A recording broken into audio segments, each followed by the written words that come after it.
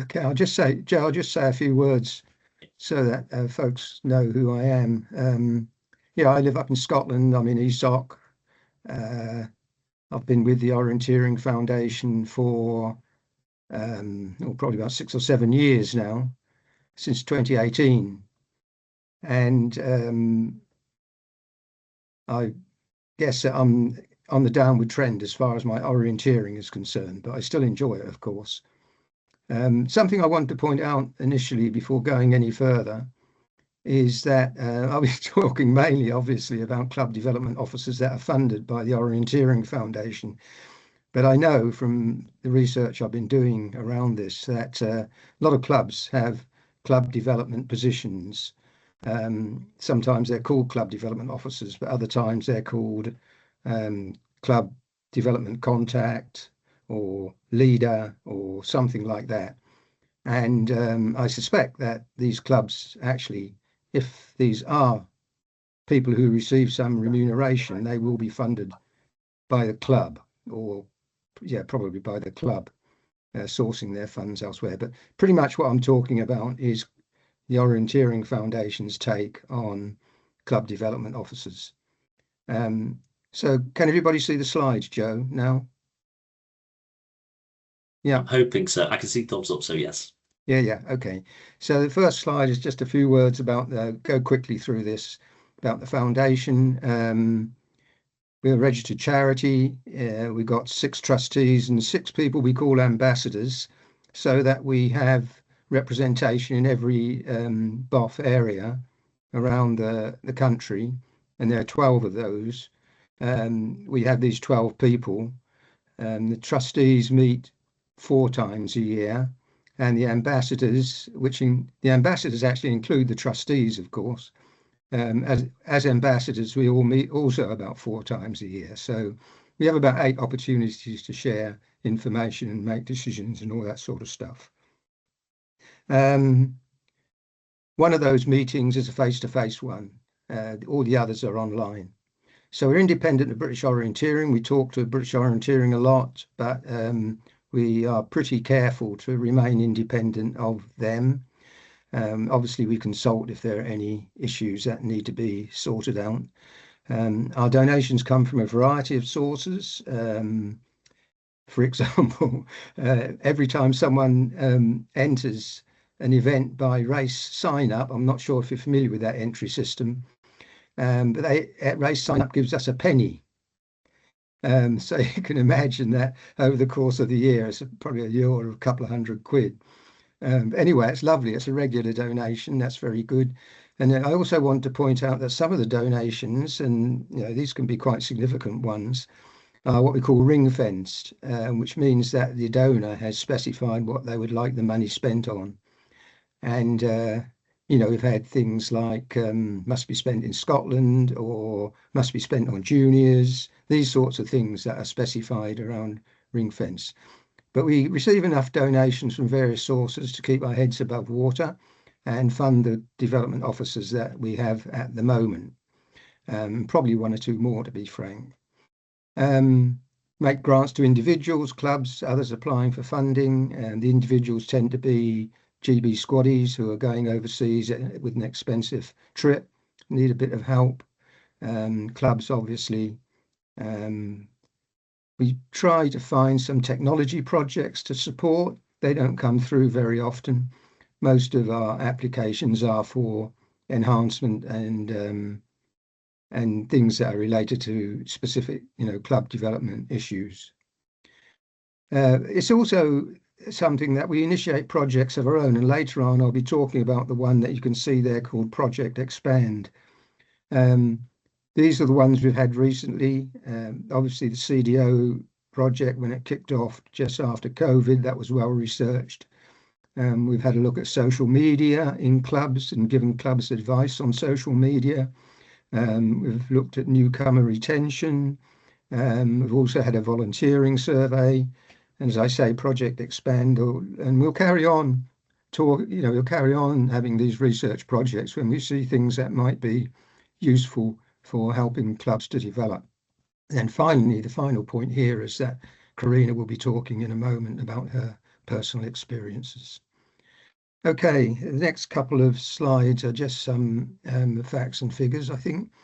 Yeah, so this slide and the next one are about what a club development officer actually is. And so I went to our old friend AI and asked him or her or it what a club development officer is. And we got this long list in the box there, which covers absolutely everything. But of course, that I presume from AI is across all sorts of clubs, and probably even beyond sports clubs. So I wouldn't expect our club development officers to be covering that sort of by miles, not covering that. But they are fairly generic. The areas they cover are fairly generic. All aspects of club development are up for grabs. They're usually part-time. Some are volunteers, others are employees. The employees are sometimes on what we call an honorarium, which avoids a lot of sort of tax and those sorts of things. Others are on a formal salary or formal contract. So it varies from set up to set up exactly how the development officer is employed. And we do look actually when we, as a lot of charities do, in fact, virtually all charities, I think, virtually never fund a position 100%.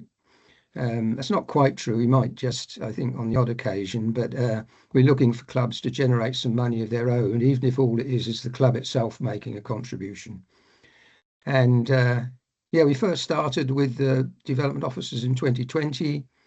And although, of course, as I say, there were development officers around before that in clubs all over the UK. My own club, I think that's on the next slide, actually, my own club had a development officer some time back, and it's now got somebody called a development manager, actually. And we've supported 12 club development officer positions that we fund so far. Okay, Joe, next one, please. So actually, because of that overwhelming response from AI, I looked up British Orienteering, and this is much more specific and appropriate for us, and I think this is much, much better. The only thing I'd add to this definition is that things like raising awareness and the social side of the club milieu, I call it, are pretty important, I think, and certainly targets for club development. But otherwise, that's quite a good definition. And then there's this example so this is another way actually of funding a club development officer if you don't want to apply to Orienteering Foundation, is to get some money together from a neighbouring clubs. So in our case, in ESOC, it was Interlopers and East Lothian back in the noughties, that's 2000 to 2010, I guess. And I think that lasted for about 5 years, and SYO have had a club development officer since 2011. So that's been really pretty successful campaign. It's still running very strongly, in fact, without the Orienteering Foundation being involved at all. And this is something I've touched on before. I acknowledge the fact that most clubs have a development, well, all of them probably have a development plan, and most of them have an officer or a manager or a contact or somebody, probably in a voluntary position, who's dealing with development issues. Okay, Joe, please, next one. This is quite an interesting thing. I poke around a lot. I'm a researcher by occupation, and so I'm always looking for ways to investigate data, actually.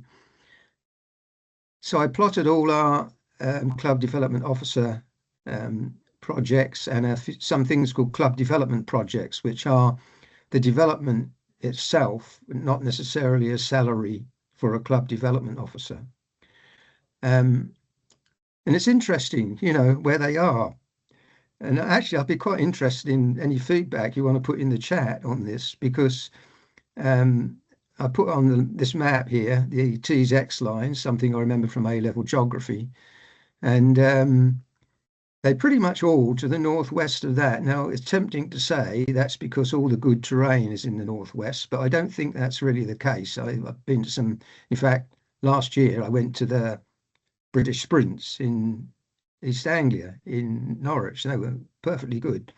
And been some lovely events on the North Downs, for example. So I'm not sure the terrain argument is good enough. But the other one I'm thinking about is whether the clubs in the southeast are larger, and therefore they have perhaps more resource of their own and can therefore fund some sort of development position by themselves. But it's an interesting piece of information. Any offers would be welcome by way of explanations. Next one, Joe, please. So the next couple of slides are about what the club development officer does or has been doing up to now that we recognise. It's important to have done your research before embarking. I think it's probably a pretty obvious thing to say. Before embarking on bidding for a club development officer, we like to see that you've done some research behind it. SYO, as I've mentioned before, is an excellent example. And you might look to other club development officers to find out what works and what doesn't. And come forward with a realistic plan over 1 to 3 years. That's what we usually see in applications. We part fund usually, necessarily with annual milestones, often subsequent years after the first one. The funding depends on the project going okay, milestones or targets have been met in terms of membership growth or numbers of events or participation levels, that sort of thing. So we get annual reports, and continued funding will depend on good progress. So year one is commonly a finding out year. It is incredibly difficult. I mean, SYO, for example, I remember Pauline Triner's presentation a few years ago talking. She's been the development officer ever since the beginning at SYO. It took her 4 goes and 11 years of changing tack to find something that worked to the satisfaction of the club in terms of development. So asking people to come forward with a plan that's going to work over 1, 2, or 3 years is quite a challenge. And that's why I said the research is very important. So year one is commonly a finding out year. Year two is often more targeted in objectives on the basis of the year one outcome. And sometimes they change quite substantially. Other times, if the results are good from year one, you carry on. Year three, commonly this is the limit of our funding, but I think we have had 1 or maybe 2 positions that have gone to year 4. And hopefully by that time some targets have been achieved, and I'll come back to this in a moment. There's a good plan for the succession of the development work, so that it just doesn't suddenly stop when the development officer is no longer being funded. Next one, Joe, please. Practicalities. Yeah. Well, obviously the principal cost, usually the principal cost of the project is the remuneration. That usually runs to, nowadays, thousands of pounds. We're not surprised when we see thousands of pounds coming forward for the cost of the CDO. This next point is quite important, actually. Recruiting your CDO. We know that occasionally you don't find someone who works out, and sometimes there are interregnums when one leaves and another one needs to be appointed, and there's a gap, and we accommodate that sort of thing. But actually, finding a suitable CDO is pretty important. I know amongst our CDOs at the moment there are a couple who aren't orienteers, and actually, as it happens, they've been very successful. They've come from a different background, and maybe they're self-employed, so there has to be some sort of contract between the club and the individual, and that has worked out quite well where that's happened. Usually it's going to be an orienteer, possibly from within the club, but that's something you need to be very careful about. Progress reports suggest that it's difficult to make progress on 1 day per week. And we like to see a bit more than that. Otherwise, we get worried because we know from feedback that 1 day a week is not enough to make real progress. And but that might, on the other hand, that might be 1 day per week on average. So it might be that, let's say, for 3/4 of the year, someone's working for 1.5, 2 days a week, and then on the other quarter of the year, because there's not much going on, they're only going to be working on less than 1 day a week, let's say. So it averages out at 1 day a week, and that might look pretty good. Volunteer availability in the club. I know it's a difficult area to support the CDO. It's important to think about that. Refining objectives to focus productivity. That's we've talked about that already, moving from year 1 to 2. And this business for succession planning. We know at the moment of 1 or 2 ways in which that works. One is for the club membership growth, the income from that, or number of events being attended and participation levels going up. The income to the club is enough to keep the club development officer employed after the Orienteering Foundation money is run out. Another model we've seen is where, say, the club development officer is working on 2 or 3, 4 different bits of development, and they're farmed out to 4 different members of the club after the contract comes to, or the project comes to an end. And so club members take up a small amount of club development. Okay, Joe, please, next one. Okay. What's the next one then, Joe?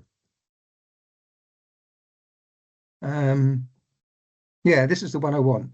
The one previously is the alternative to this. So let's go to this one. Yeah, I mean, one of the things that to give a sort of forward look now and give people pointers, I've looked at all our applications over the recent years, maybe 15 or 20 of them. And these are the things that people have most commonly put forward as the aims of their projects. And you see families, attracting families, parents and kids. It's very important. Seems to be a favorite. Well, we know membership is a difficult area, and families seem to be a potentially good source of that. How am I doing time? I'm 23. Okay. Building local contacts through media and marketing, raising awareness generally has been a major objective. Participation, obviously, and rebuilding enthusiasm in the club. That's an interesting one. Some of the clubs have an aging membership and they're getting tired and just there's not the oomph anymore.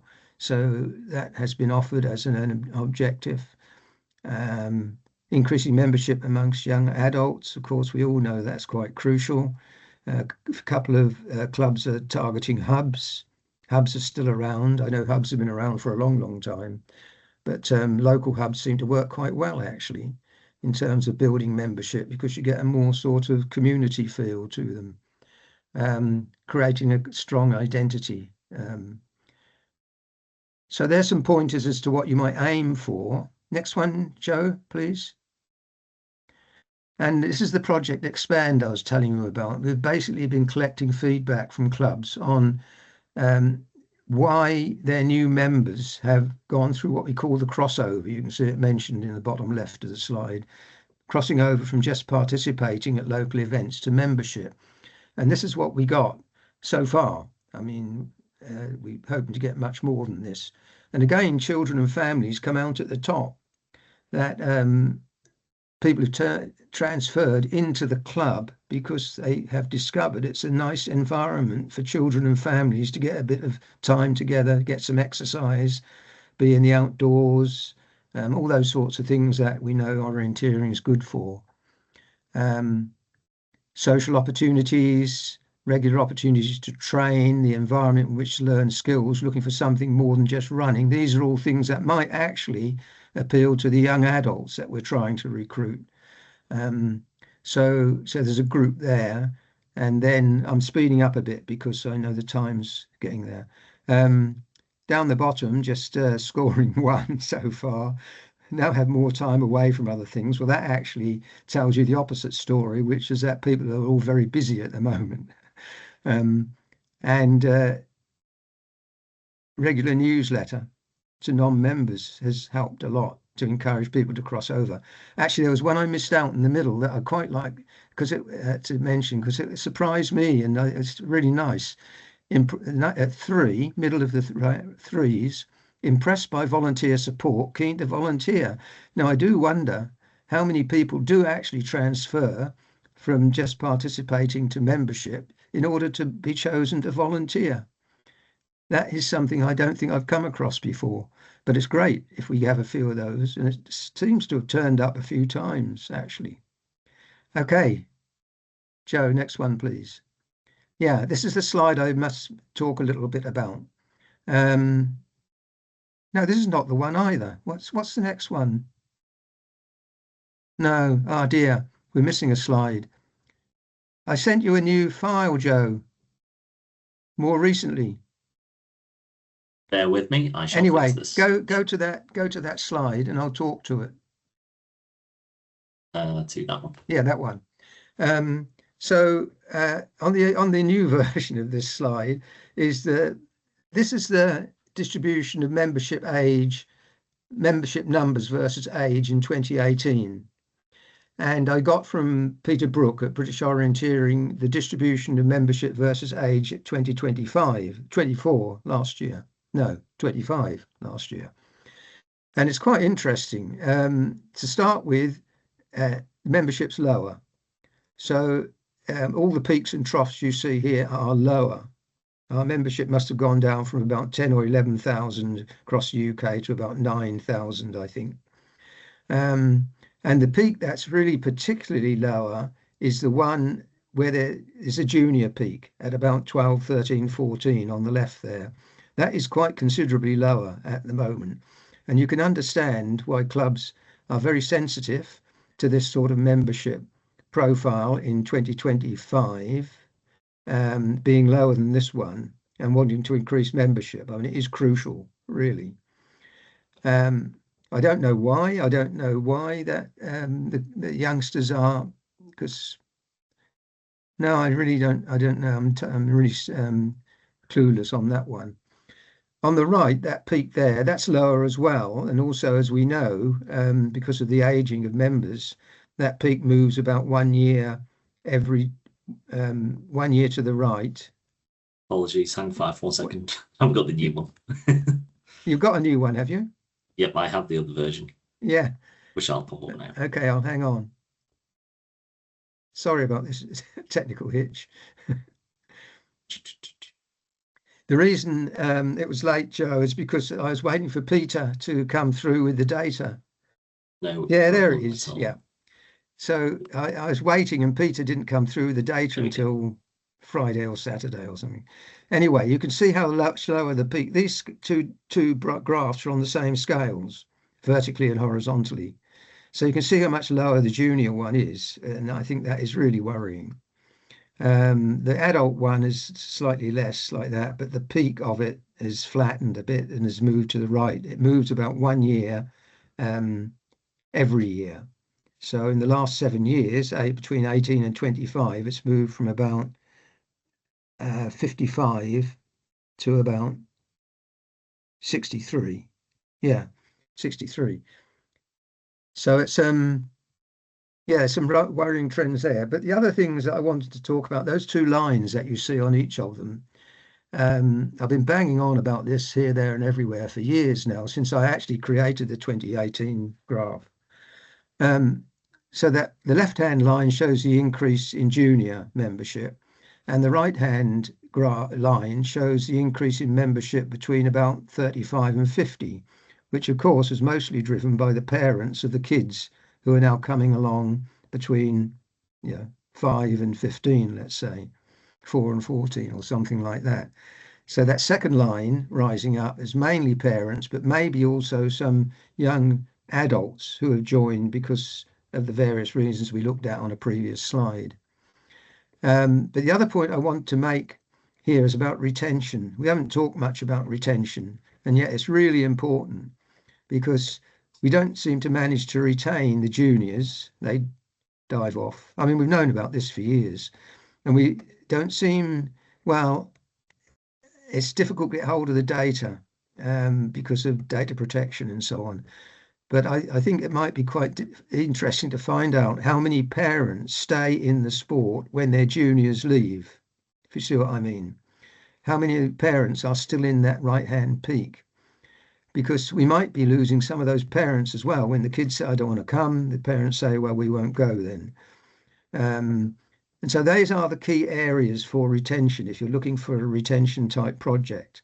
Something around the juniors, something around the parents, and usually this will mean in the club environment something to keep them engaged in the club environment, and that's something like progressive pathways that they can look forward to following, if you see what I mean, like training, skills development, teams, being on a club team or so on. Okay, time's marching on a bit, Joe. I'll just yeah, I mean, welcome to have any questions about that one. I think it's a very interesting graph, actually, and slightly worrying. Last slide. Thanks, Joe. The next one, Joe, please.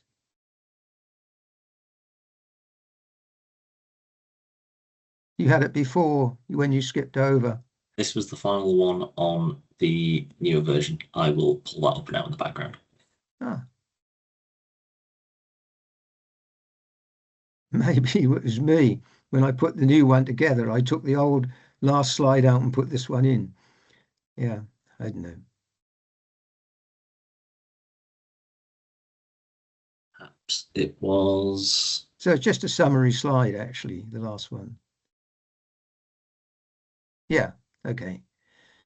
So for people who are thinking about applying to us, which we'd welcome, of course, participation, membership, and retention are key.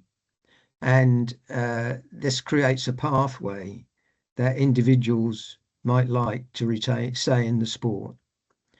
On the whole, club development officers have been quite successful at maintaining or increasing participation through better marketing, holding more local events, those sorts of things. But even so, the number of juniors is looking really a bit sorry for itself. So we must really push a bit harder on that. The other thing is that there are multiple reasons as to why an individual might decide to do the crossover, to make the crossover. Although children and childhood seems to play a role in various places. So it become, you've got a target audience. You might be looking for a target audience and where to target your efforts, apart from at the top of those two peaks to keep people in, can be a bit difficult when there's so many different reasons for people trying the sport, transferring over into membership. We do need to increase the number of young adults. That's proved to be very difficult. We've had a few projects on that. We've got one at the moment that seems to be having a bit more success in that area. You've got to keep it up somehow. The thing about young adults is, life is moving so quickly for them that you've got to have stuff set fresh almost every week. But certainly you've got to keep it fresh, innovate. It's very difficult. Families with children contribute a lot to membership, retaining them. We talked about that ad infinitum. And this last point, yeah, it is important that the CDO work doesn't just come to a halt against the buffers at the end of year 3 or year 4. It's very important to think of how it's going to be sustained after that. Okie dokie. Thanks, Joe. Sorry about the hiccups. Too many versions of the PowerPoint flying backwards and forwards. That's why I'm here hiding in the background. Do we have any questions for Roger on this? I'll stop sharing that now. Feel free to pop them in the chat or the Q&A or raise your hand and I can call upon you to unmute.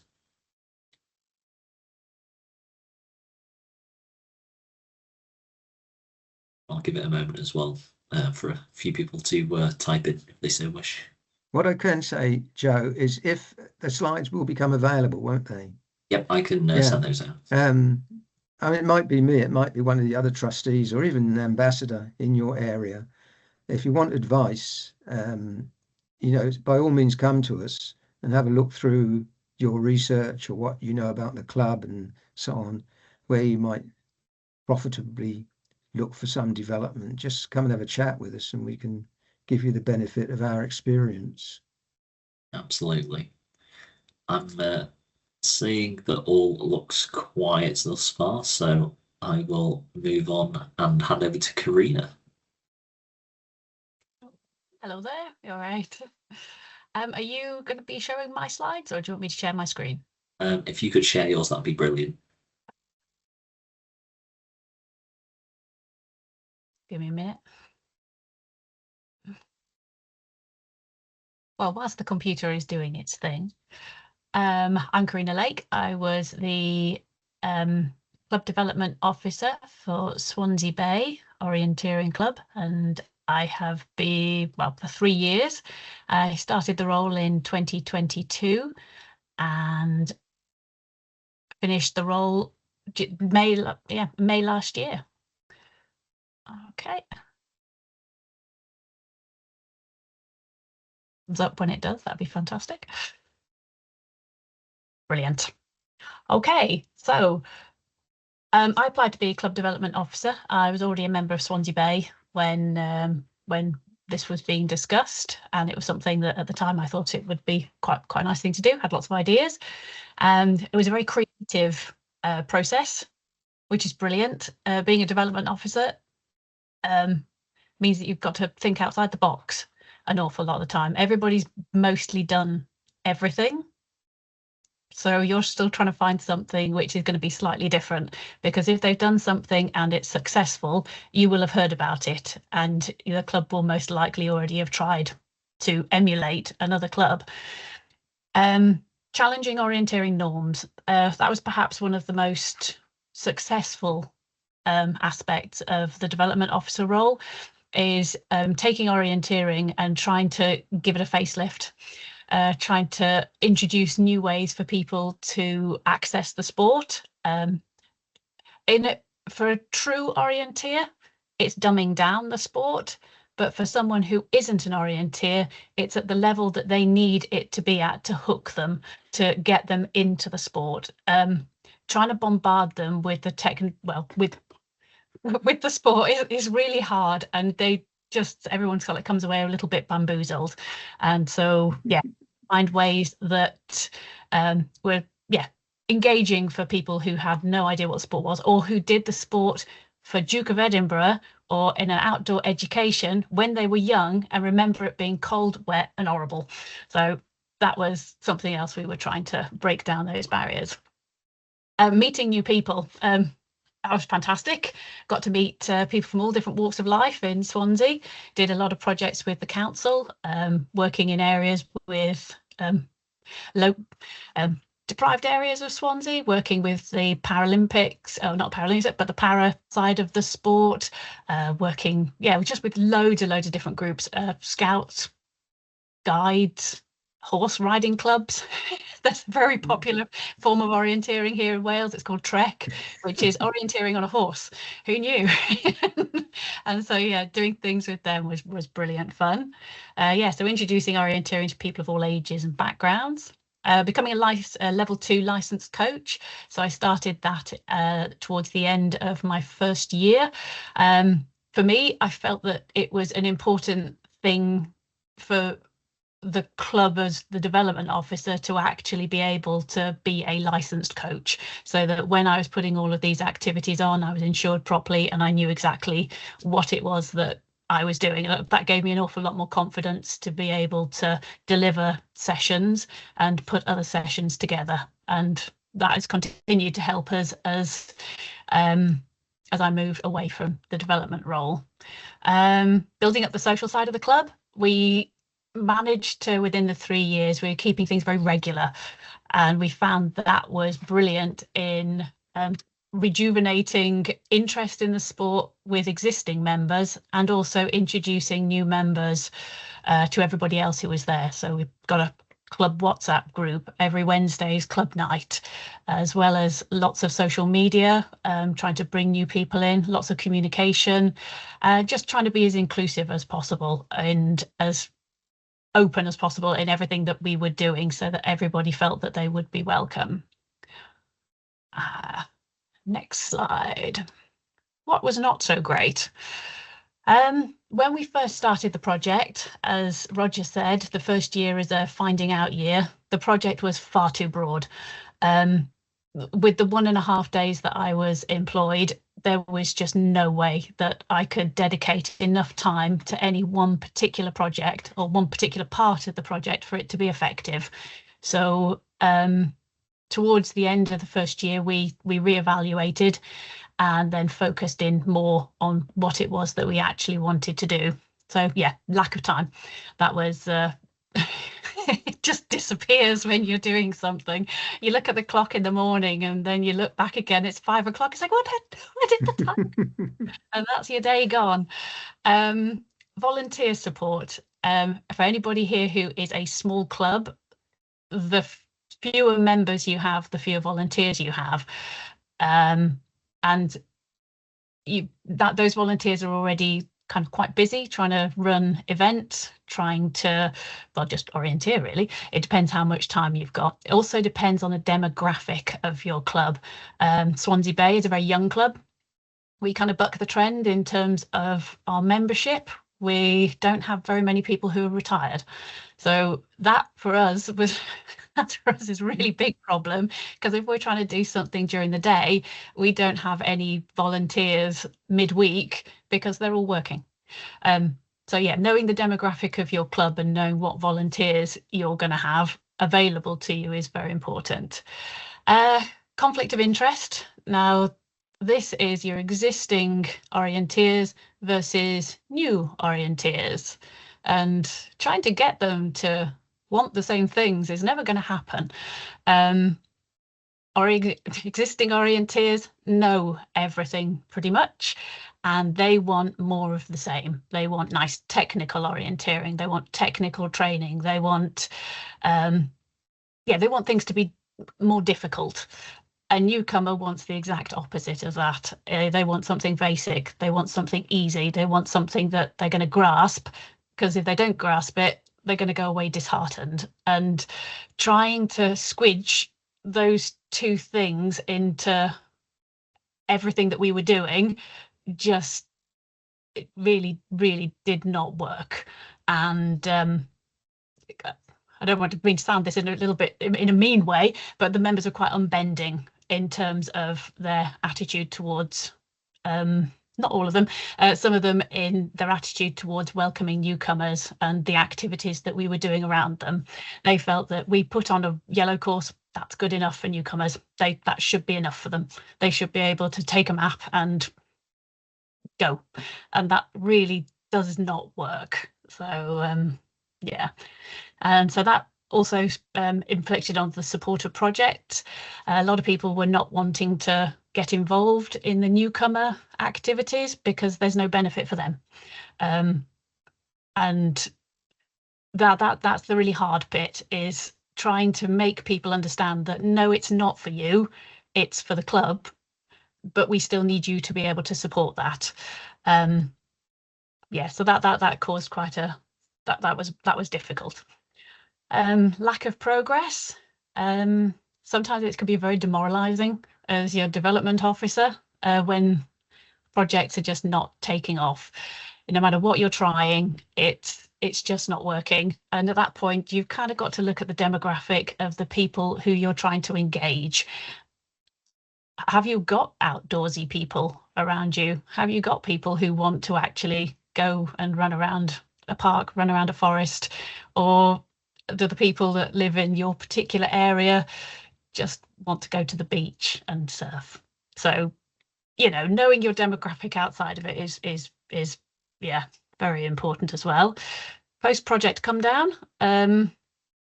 That's always going to be happening, isn't it? You get to the end of your project, you hope that you've made a difference, but as soon as you step away, seeing things drop or not be at quite the level that you were at is it's hard.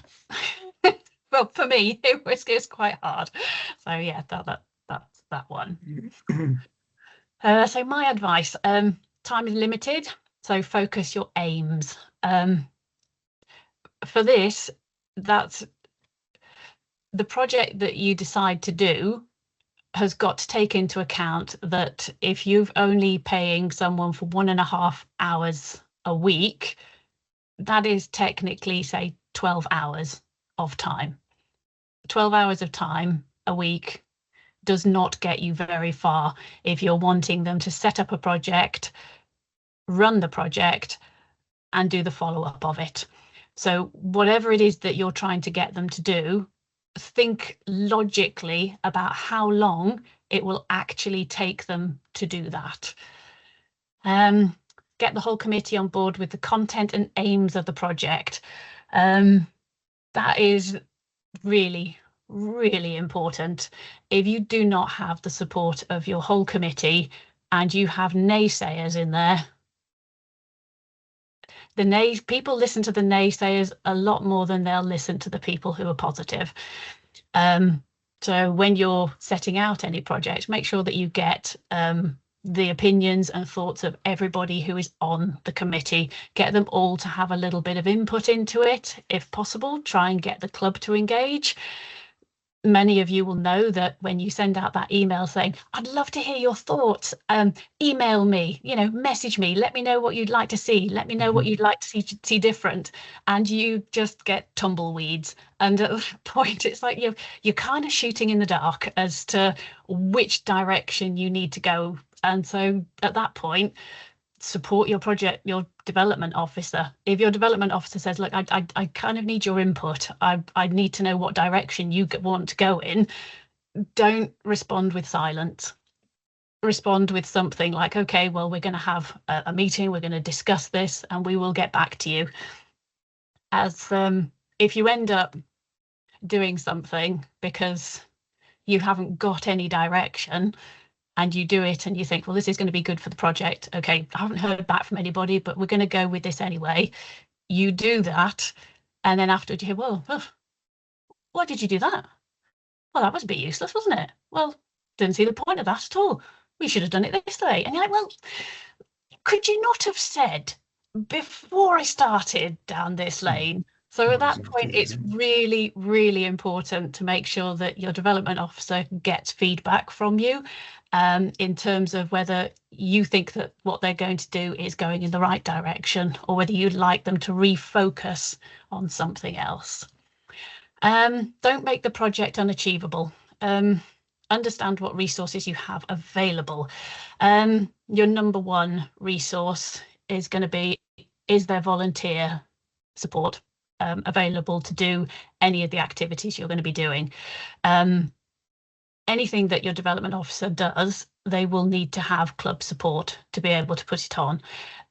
Depending on who your development officer is, they may not be able to do any coaching themselves. They may not have the technical know-how. They may not be able to plan any events. They might not know about mapping particularly. They certainly won't know about permissions and fixtures. So those are just the very basics of anything that they're going to need to know and the people that they're going to need to be able to speak to. I'm very lucky that having been on practically every role of the committee, I know how to plan events, I know how to organise events, I can coach, and so I used myself quite a lot as a resource to be able to put quite a lot of these things on. But if your development officer doesn't have that amount of knowledge, you and the club are going to have to provide that, and you need to be, the people who you're going to be asking have got to be happy that a development officer is going to be asking them. So you definitely need to think about how much extra pressure you're putting on your membership and on your volunteers with any project that they're going to be doing. Don't be afraid to make alterations to the project. I've always think the project is dynamic. Just because it's written down to say these are your specific aims and you must hit those aims, if at some point you think, oh, actually, no, this isn't going to work, change it. get agreement to change it, but change it, refocus, have a think again, and then reset your aims based on what you're really hoping to achieve. One of the ones is we wish to increase our membership by 25%.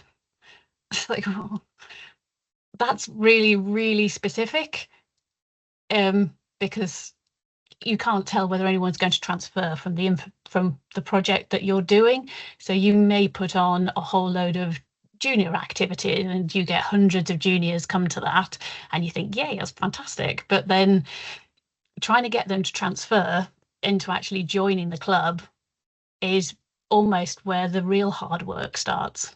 What pathways have you got? Have you already got pathways set up within your club to be able to take newcomers to the next level? Or is that something that your development officer is going to have to do?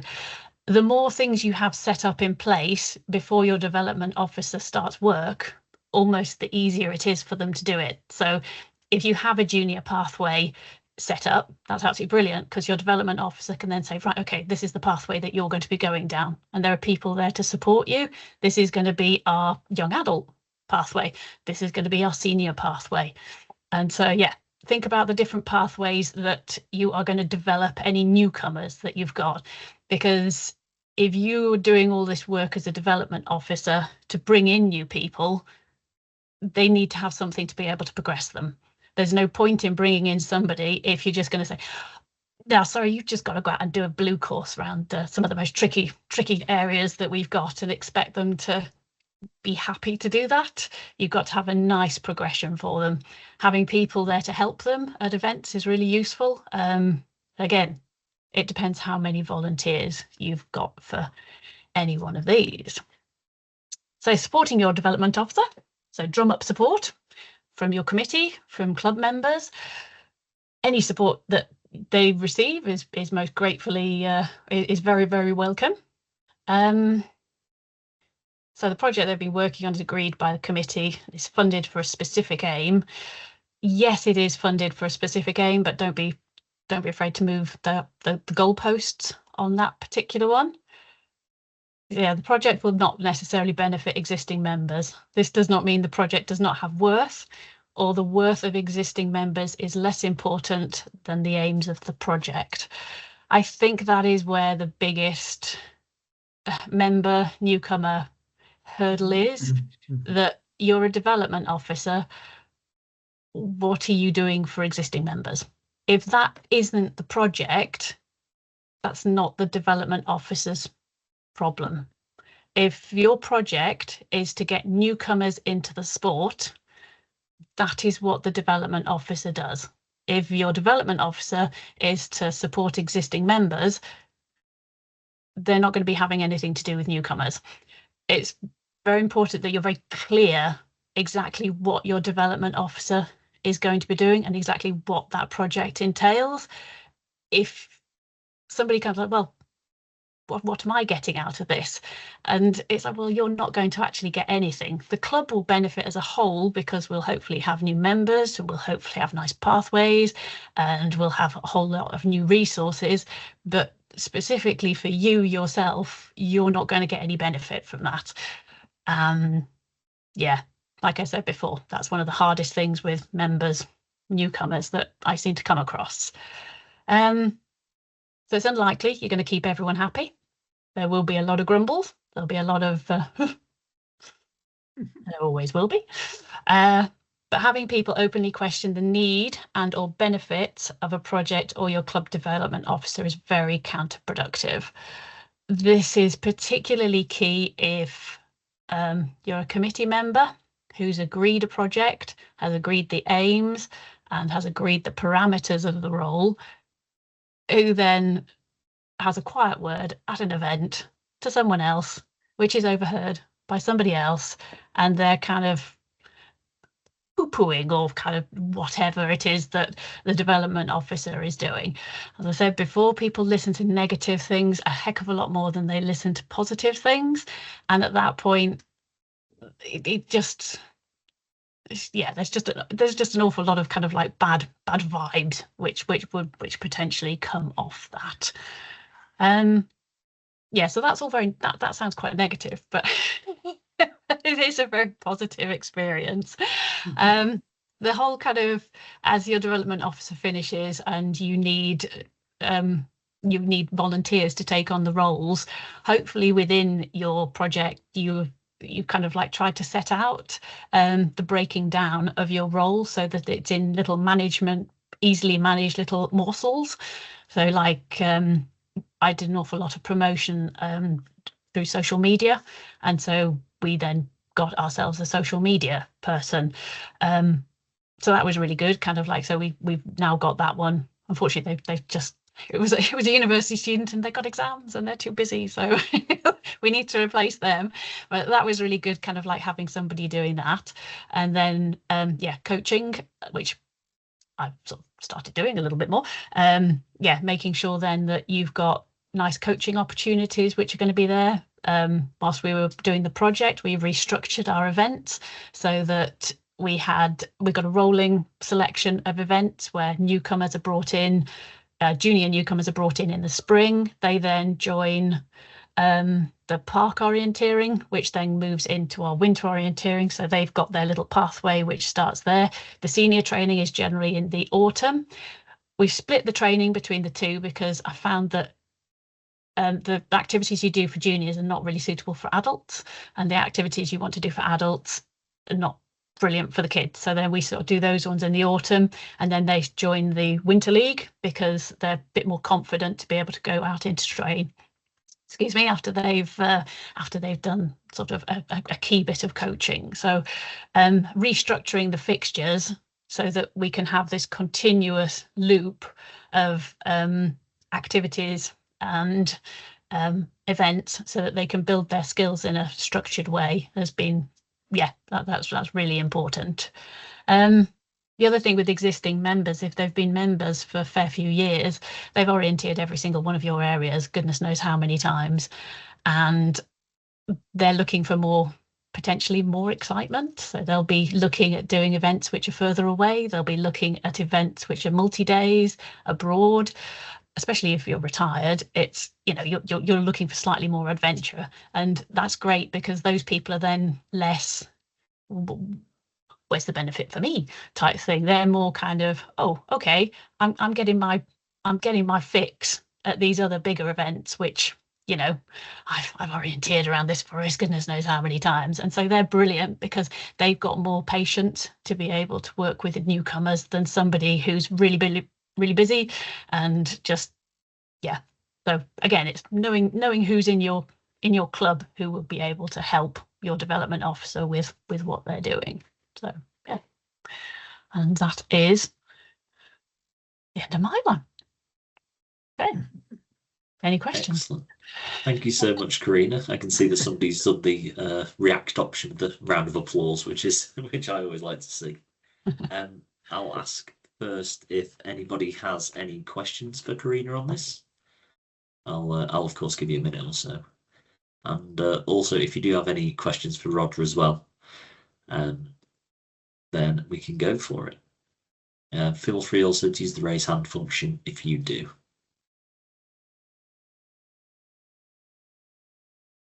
I think there's very good insight there, Kerina, into the sort of very candid side of it, really, because I think that in a world where it's very easy for us to say and come out and advertise that everything is all rosy, actually the realities and the challenges that we face along the way are the learning points that will be the most useful in many ways for anybody going forward.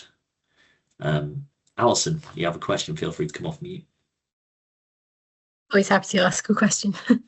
So I'm probably one of the orienteers. I love a race that's as long and as difficult as possible, but I look at Roger's, trough in the 20s and 30s, and I've seen this with newcomers coming into the sport as a 20 or a 30-year-old. The distances they're expected to run, they're not running that distance. They're running 3 times as long with all the mistakes, and it's very, very tough. And actually, urban orienteering, sprints, urban, maybe middle distance are a bit more accessible. And maybe if we promoted short courses and, valued short just as much as long, I wonder Yeah, when you're trying to sort of transition newcomers into events, do you find that certain types of events are easier for them to sort of get into and enjoy? Well, I certainly do. Swansea Bay run a series of events called Trail Challenges. So from November to April, we do 6 events, and they're all on areas which are not particularly brilliant for orienteering, but they have a really, really good path network. And the Trail Challenge, so you've got a 2K course, 5K course, and a 10K course, which as a trail runner or somebody coming into the sport, they're the equivalent of a long orange red. And it gives them, so everything's usually on path junctions, or you can easily follow paths around it. And we found that in terms of adults, that's where we get our most of our members from, transitioning from other sports through the trail events, because it's a nice introduction for them. It's a good distance. We're using orienteering maps, so they're automatically learning what all the colours and the symbols mean, but they're doing it they're still getting a good run in, but they're not getting a run in where they're just going to be running around in circles for goodness knows how long. Yeah, So, okay. yeah. So they effectively do like what we'd call a red course. Would Yeah. they then move on in due course to sort of like green and Yeah. So they then kind of towards the end of the series, I'd say, they usually kind of come along and have a go at one of the other events as well. And yeah, usually jump straight in at the green because they're quite happy to do that. But at that point, they've also probably run around a forest trying to follow trails quite a few times as well. So they're a bit more used to it. So yeah. Thank you. Thank you very much, Alison. I believe we have David next.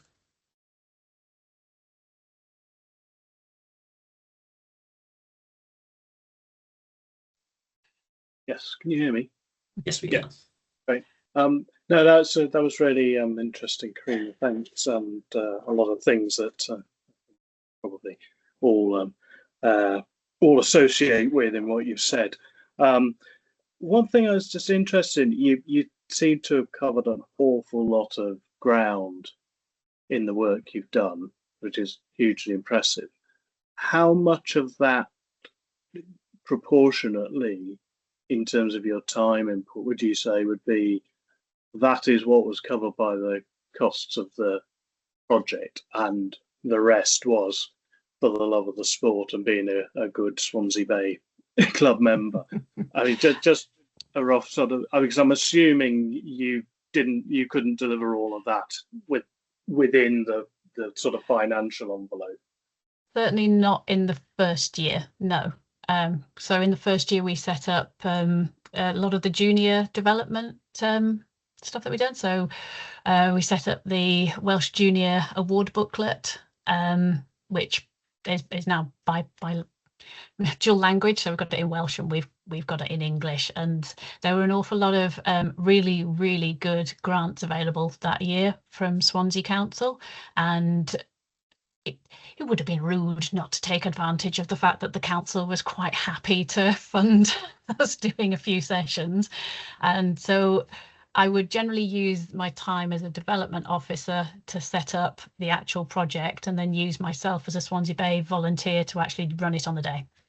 And I'd say that, yeah, the first year was definitely more, put more time in. The second year was an awful lot better because we weren't trying to do as much. We'd focused down an awful lot more. And by the third year, it was like, right, okay, this is how long it takes me to do this because I know how to do it. And this is how long it takes me to do that. So yeah, by the third year, I pretty much got down to just doing the 1.5 days.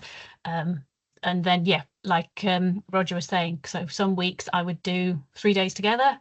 And then because that was what was needed for that particular time. So when we're doing junior sessions, so what we do is we do a fun day, usually midweek during the holidays. We do a family coaching day on the weekend. And then within a week or 2 weeks, we then have our first Saturday series of the year. So we do fun day to bring people in. We do a coaching day to increase their skill, and then that leads straight into the first park event that we do, which hopefully they will come to and they actually know what they're doing. And at that point, there's quite a lot of people around. We try and make it as fun as possible, and that works really, really well. So yeah, that's in the Easter holidays. I found that Christmas doesn't work very well. February half term, it's all right, but it's a bit fresh, and then the event that we've got coming up isn't really suitable. Whereas Easter, we've then got 4 park events afterwards. June half term, absolutely useless. Everyone's on holiday. Summer holidays, useless. Everyone's on holiday. August half term is another good one, so long as you've then got events which they can then go to. Fantastic. Thanks, Kerina. Thank you very much, David. We have Brad next with a hand up.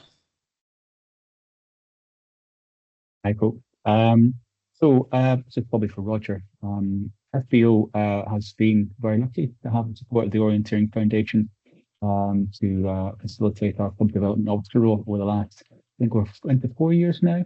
Our main focus for the role has been growth, essentially, growing numbers, and it has been, along with our Junior Stars program and other focus on getting families in through the schools, very successful in that. So we're actually now at a inflection point where we're actually going to try and pivot the role a little bit more towards volunteer development, coaching development, and basically filling out the experience for existing members while we've already essentially developed a good machine. You get new members in through the Junior Stars program, etc. Looking at that, I mean, one of the key things I think to support that program of volunteer development is to, try and automate things a little bit, which is to try and build systems to develop resources that help volunteers follow a certain program, if you like, for roles. Now, I know there's quite a lot of this available in things like Lowercase Sport Scotland and British Orienteering, but I was just really thinking, Roger, is there opportunity for the Orienteering Foundation, which in any way funds these roles for clubs across the country, to act as a kind of conduit for centralizing the sort of information and learnings that we have from this role, try and stop duplication of effort. So I'd be really keen to build out training programs and packs for things like an organizer, a planner, a controller. It's just to make that whole process of developing in those roles simpler and something that people can dive in and out of as they need, because they're online resources they could use. And I was just wondering if I kind of feel like the Orienteering Foundation could be in an excellent position to gather that information from its sponsored club development officers and look for opportunities to try and create shared resources that all of our officers could use to make those volunteer pathway developments much simpler. So that's my problem, my thoughts. Can you hear me, Brad? I can indeed, sir. Yeah, something's happened to my screen. I can see you, but you're the only person I can see. I apologize for that. No, I mean, I think that, we do like to run research projects, and I mean, it's really just a matter of having the time to go through all the information and distill it down into those sorts of things that you've been talking about. I think it would be helpful, and some of the things I mentioned on the slides are just sort of skimming the surface. Like we now know that 1 day a week is very difficult to make progress, things like that. But we haven't, up to now, as far as I know, focused on particular skills or particular aspects like development pathways, let's say. And I have to be frank here, when you conduct a research project, it does depend on people sending you information when you ask for it. And it's been Project Expand, for instance, which is the one that I run. It's been like trying to get blood out of a stone, quite frankly. So it's really quite difficult. On the other hand, the volunteering inquiry that we had has yielded an enormous amount of data, and that still remains to be processed by someone. And that might fall to me, I suppose, to process it and work out what the themes are and make more concrete recommendations about how you can develop and retain your volunteer workforce. But you know, as a general principle, yeah, I think it's great, and that's something we have one meeting a year that is a strategy meeting, and the rest tend to be sort of more immediate issues, and obviously reviewing applications. So it's certainly something that, you know, we could, when our next strategy, actually it tends to be towards the end of the year, our strategy meeting. But it's certainly something we can take away and have a look at. I mean, I'll remember what you told me. And in fact, if I can't remember, I'll send you an email. Yeah, I hope that's enough. Yeah. If you Thank click you. on view, Roger, then you should be able to select the type of view. There's a button at the top. Sorry, what was it, Alison? There's on the tab, the bar at the top, it should say view. And if you click on that, you can select, if you select gallery, everyone should come back. Either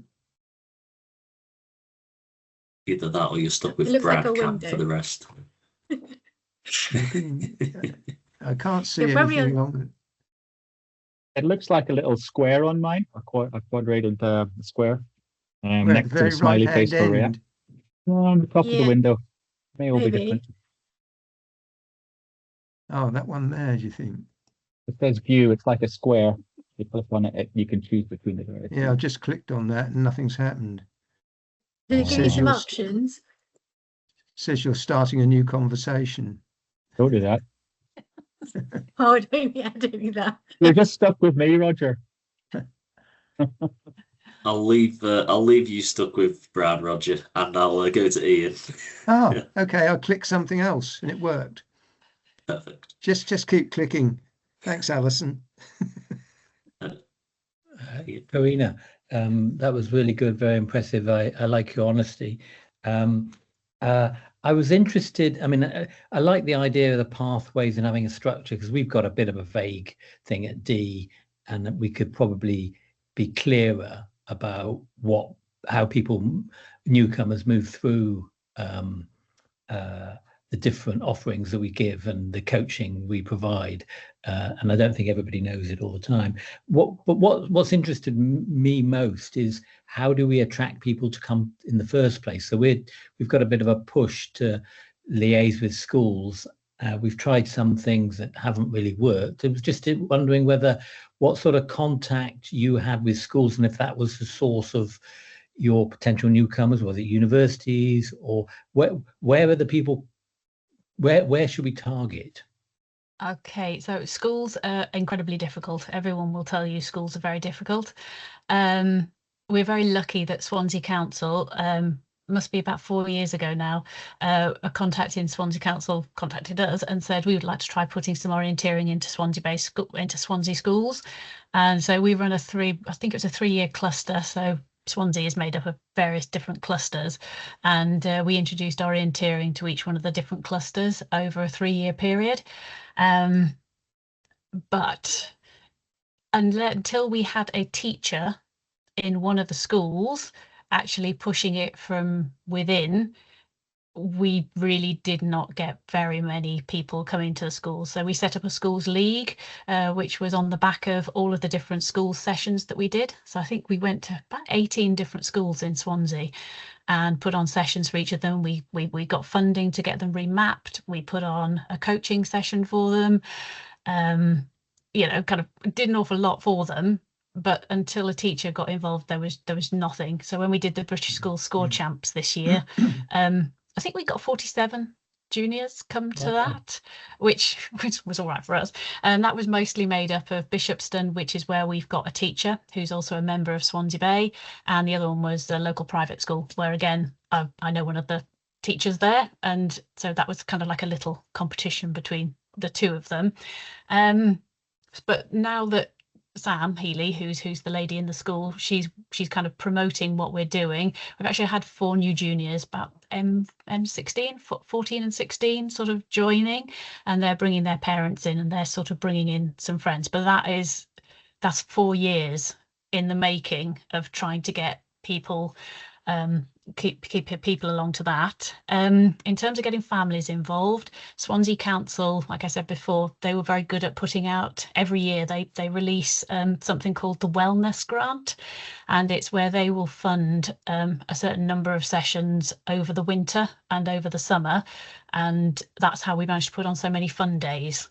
And then that was advertised through Swansea Council and also every community group that I could possibly get hold of. And again, they're really popular for bringing people in, but yeah, trying to get them then to kind of like come along to a coaching day after that. It's the first time was a bit hit and miss. We've got a bit more of a formula now in the coaching that we actually do, which seems to work quite well. Map run. We don't really have very much success with map run until this year. So we've just made all of the sessions free and been in contact with every single running club within the Swansea Bay, Neath. There's a large area because we cover quite a big area, and we're starting to get a little bit more traction through that, which has been really good. But the one that we get the most people through from is the Trail Challenge events. So because when we advertise those ones out, it goes out to trail runners, fell runners, people who are just automatically a little bit more outdoorsy. Yeah, they kind of quite like that one, and then we can usually draw them in from that side. So each different event type that we do has got completely different advertising. The advertising that you do to try and introduce a family, if anybody knows about the social media, you use entirely different wording, you use different tags, different hooks, and this is where, like I was saying, that your existing club member will look at that event and go, it's not for me, I'm not running around a park, even though you know that you've put a blue course on, and that blue course is actually going to be really, really difficult. It's a matter of trying to relay to your existing members that yes, there's a lovely bit of orienteering here for you and you will enjoy it, but all the advertising that you see is not for your benefit. It's just not catered for you in any way, shape or form, and it will make it sound like you're not going to have any fun when, yeah. So you almost have to do two different kinds of advertising to hook in newcomers. ChatGPT, absolutely brilliant for this. If you ask it a question, be specific, it will come up with a massive whole bunch of taglines for you and sort of like help with different wording that you can use, and then you can ask it to then kind of refine. It's not a perfect science, so don't just copy and paste. Look at it, read it, see which ones you like, and then your whoever's doing your promotion, you then put images against what it is you're trying to portray. So if you're trying to get runners in, the imaging that you use is going to be runners. It's going to be people being competitive. If you're trying to get newcomers in, it's potentially going to be, families holding hands. And so, yeah, be specific with how you try and promote to the group that you're trying to attract. Could I ask one follow-up question? Because we've done quite a lot of social media, and it's me been learning really, because going back to that graph, I'm one of the younger members of our club. And I'm not sure if I'm just feeding the void, as it were, and creating content. I'm not sure how much that's making a difference. So we persevere to be consistent, but I'm not sure many people pick up on that and then come to orienteering. Yeah, it'd be interesting if you ever have a look at the comment on a particular post. Quite a lot of people will tag another person in, and then when you look at the name that's been tagged in or the name of the person who tagged in a friend, if you can then have a look at the start lists or who's entered your particular event, you can see whether that person was at all interested. You can get into the whole lot of metadata as well, but that's a wormhole you just don't want to be going down. But I find that's the easiest way to do it, is to look at the names of the people who've commented or look at who's actually liked a post, and then refer back to the start list, registration lists, and see whether those names are the same. Also, as soon as somebody's commented on one of your posts, I believe there's a function where you can then send out an invite to get them to follow your page. Okay. And that's quite a nice one to invite them along. And would you yeah. say, Kerina, that it's worth the effort in terms of social media, in terms of getting people interested? Yes, definitely. Yeah, it certainly is. I wouldn't say we get as much traction on traditional events, but on the trail events and on the map runs and the fun alternate events, that creates a huge amount of traction, and you can then see from it will give you updates as to what was a particularly interesting post. So if you have a look back on when you've posted anything on social media, you can look back to see how much interaction that post has had, and then it gives you a really good idea. It's like, okay, so what was it about that post that was particularly interesting? Was it the time of year? Was it the time of day? Was it the wording? Was it who I'd tagged in it? And you can just kind of build yourself up a little bubble of knowledge, which you can then use in the future. Thank you. Thank you very much, Ian. I send the chat. There's 2 questions from Lindsay, who's been waiting patiently, and I'll make those the final 2, and then try and wrap things up a bit quickly from my end. The first question was, what did you offer in terms of adult training / coaching for newcomers? How many sessions, and same place or different areas? Okay, so we didn't really do anything to do with adult coaching until the 3rd year of my, we do coaching within the club, but that was more to develop existing club members. For newcomers, we snaffled something from Nottingham Orienteering Club, which was their Map Active sessions. So Hilary Palmer very kindly shared all of the information that she had on that. I took that and I adapted it, and we ran a session with Swansea Council. So I created all of everything that we'd need to be able to run the session, and then it was funded by Swansea Council, so I managed to buy all the equipment and do all the advertising without any cost to the club, which was brilliant, and that was really, really good. So that was it was winter last year. We're doing another one in April this year, and again, I created a senior booklet to go with this one.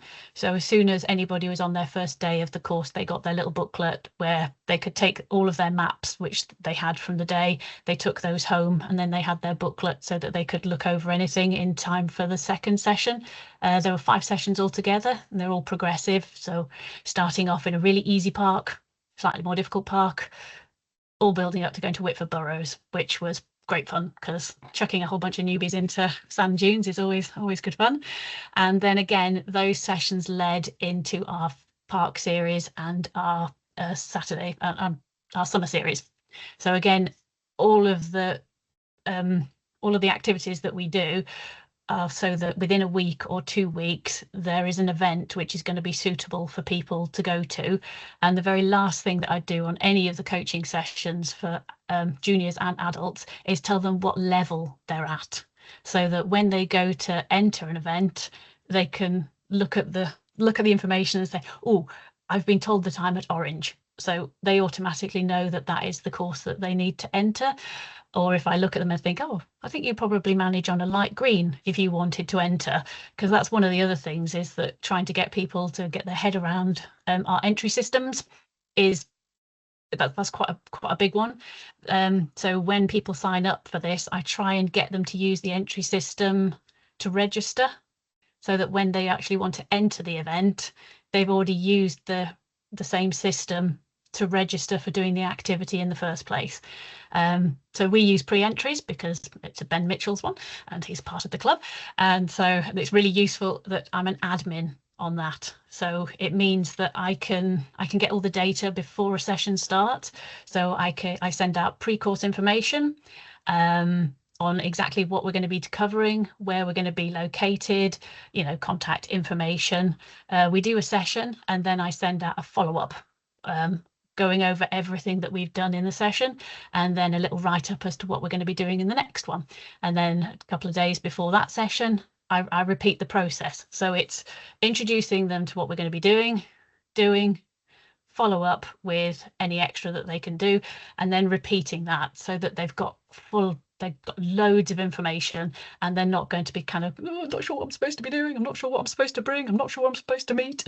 Yeah, the more information that you can give people before coming along to a session, the more confident I found that they are when they actually start the session.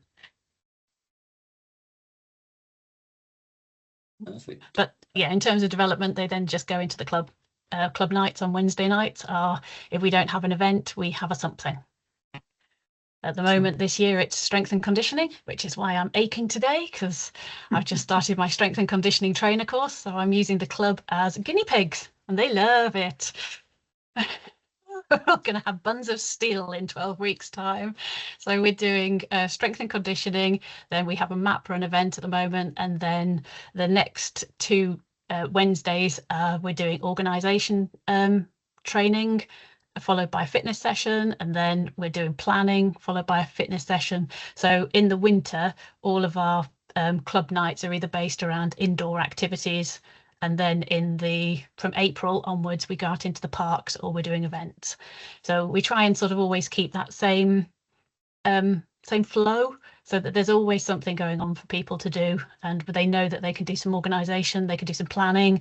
Ben often does mapping sessions for us, Purple Pen, OCAD, and then we do that as a club to try and keep our members fresh on what it is that they're doing. And it's really successful, because we've now got, I think we've got 5 new planners who are coming in this year from new membership, and they've seen what it is, because when Swansea Bay put on an event, you are the planner, you're the organizer, you're the everything.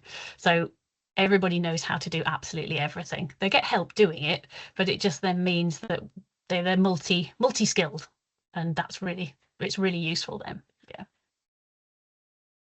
Excellent. And I'll sneak in the final question as well from Lindsay, which is, did your project fulfill its aims in terms of attracting new members, and how was the success measured? It did. In terms of attracting new members, I would say that each year we probably get about 20 new members, and each year we lose about 15. So we usually carry forward about 5, which for a club of our size, that's not bad. We're the demographic around us, there isn't a big population. One of the main things that we have a slight issue with is, if anyone's ever seen anything to do with clubs on a periphery, is that we only have one neighbouring club, and that's South Wales. And they went through a hiatus about a year ago of putting any events on. And so the only orienteering available to our members was what we put on ourselves. And we don't get very many people crossing over to the west to come to our events. SWOCA, South Wales are now getting a bit bigger, but trying to get their members to come to our events is like getting blood out of a stone. But it is quite useful that they're now putting on events, because it means that we can now get our members to go to their events, and that then takes the pressure off us to put on as many events to try and keep our members happy. So yeah, because we lost MWOC, so Mid Wales, and there's nobody. Well, there is an orienteering club to the west, but they don't really orienteer anymore. So we're quite insular in what we do and what we provide. Yeah. Excellent.